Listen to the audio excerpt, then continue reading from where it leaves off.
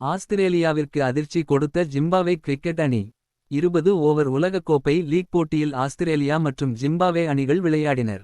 Zimbabwe அணி நிதானமாக wicket எளிதில் விடாமல் விளையாடினர். ஓப்பனிங் பார்ட்னர்ஷிப் சிறப்பாக அமைந்தது. பிரையன் பெனட் 64 ரன்கள் மற்ற வீரர்கள் 35, 35, 25 ரன்கள் சேர்த்தனர். ஜிம்பாவே அணி 20 ஓவர்களில் 169 ரன்கள் எடுத்தனர். எளிமையான இலக்கு என்று ஆஸ்திரேலியா அணி வீரர்கள் நினைத்து இருப்பார்கள் என்று நினைக்கிறேன். இதெல்லாம் ஒரு டீம், நாங்க இவங்க கூட எல்லாம் விளையாடணுமா என்று விளையாடியது போல இருந்தது ஆஷி. ஆரம்பம் முதல் அதிர்ச்சி காத்து இருந்தது ஆஸ்திரேலியா அணிக்கு.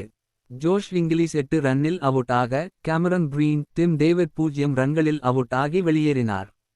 கிளென் மேக்ஸ்வெல், மேட் ரென்ஷா நிதானமாக விளையாட ஆசி அணி வெற்றி பெறும் என்று நினைத்த போது கிளென் மேக்ஸ்வெல் அவுட் ஆனார். மேட் ரென்ஷா 65 ரன்கள் எடுத்து அவுட் ஆனார். மற்ற வீரர்கள் சொற்ப ரன்கள் எடுத்து விக்கெட் ஆக, 146 ரன்களில் அனைத்து விக்கெட்களையும் இழந்து ஆஸ்திரேலியா அணி தோல்வி அடைந்தனர். ஜிம்பாவே அணி பந்து வீச்சு மற்றும் ஃபீல்டிங் சிறப்பாக இருந்தது. ஜிம்பாவே அணி கேட்ச்கள் சிறப்பாக பிடித்தனர்.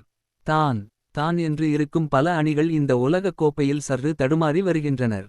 ஒரு படி மேலே போய் ஆஸ்திரேலியா அணி தோல்வியை தழுவி இருக்கிறது. சிறிய அணிகள் பெரிய அணிகளை சுருட்டுவது பற்றி உங்கள் கருத்துக்களை பகிருங்கள். நன்றி.